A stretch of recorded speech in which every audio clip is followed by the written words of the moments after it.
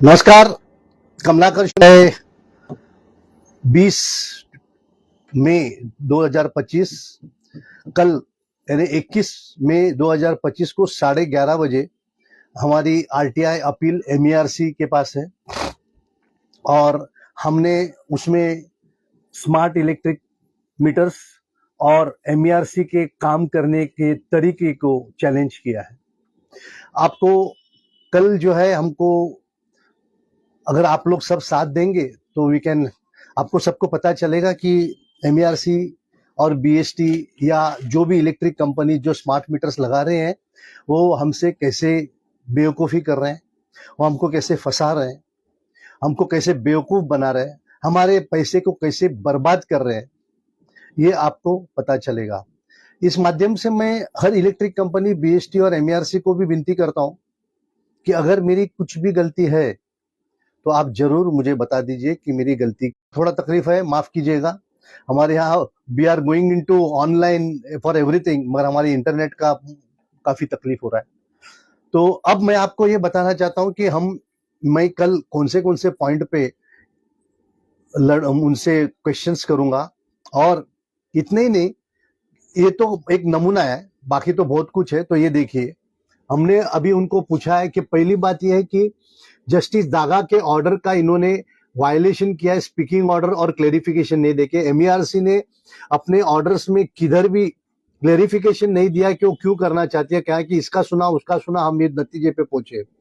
बाद में हमको ये हियरिंग में कंज्यूमर रिप्रेजेंटेटिव्स पब्लिक का है ही नहीं, क्योंकि जब इलेक्ट्रिक कंपनी अपने बारे में बड़े बड़े वकीलों को अपॉइंट करती है तो कंज्यूमर के हिसाब से बात करने के लिए कोई भी नहीं, तो ये पब्लिक हियरिंग कैसी हो सकती है।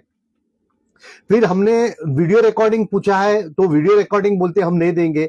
मतलब इस तरह से बिल्कुल गलत घनौनी हरकतें एमईआरसी कर रही है, जो सुप्रीम कोर्ट के आदेश के खिलाफ है, जो ट्रांसपेरेंसी के खिलाफ। अगर आपको वीडियो रिकॉर्डिंग नहीं देना है तो आप वीडियो रिकॉर्डिंग क्यों करते हो?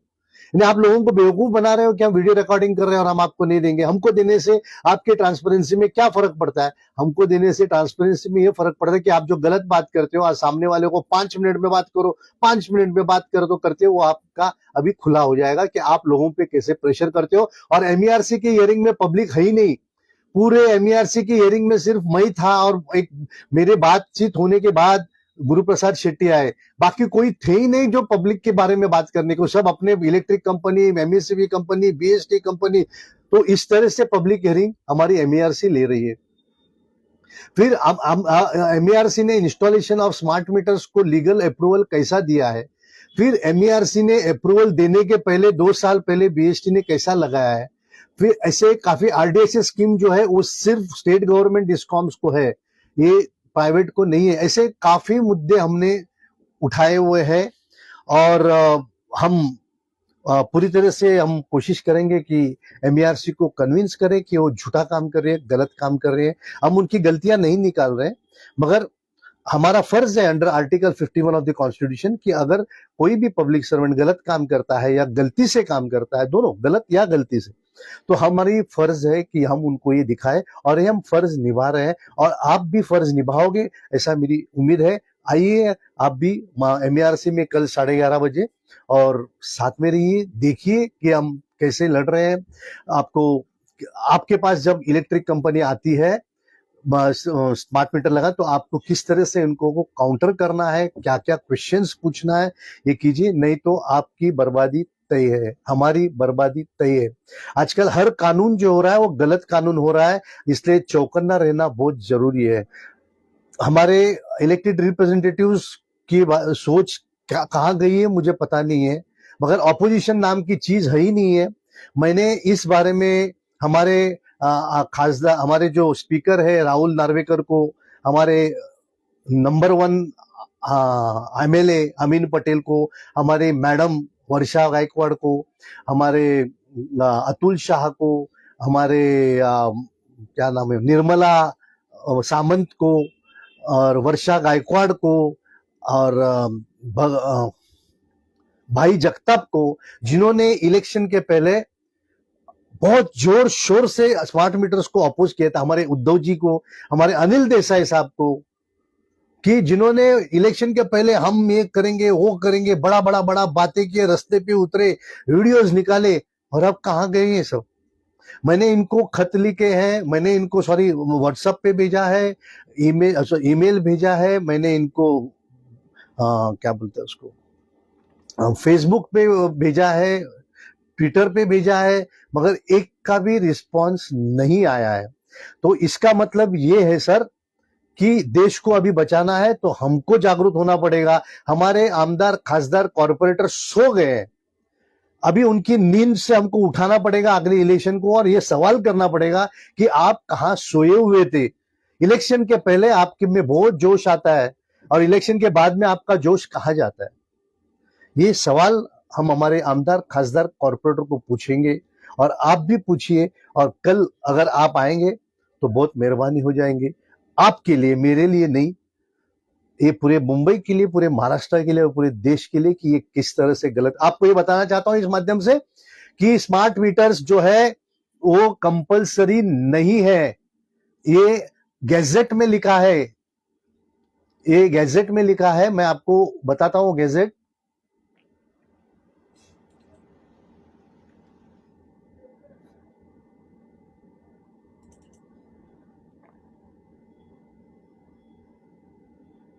आपको मैं गैजेट दिखाता हूं।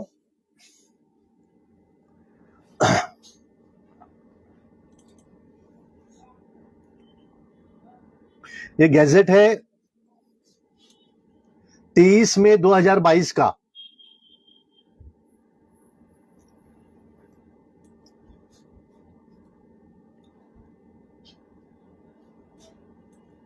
और 15.1 पे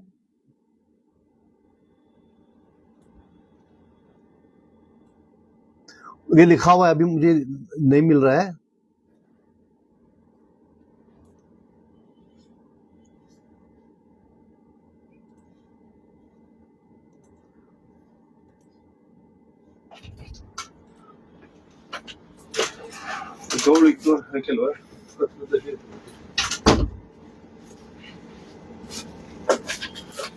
ये देखिए 15.1 पे क्या लिखा है कि all connection shall be release, ये sorry, provided all the connection shall be release further.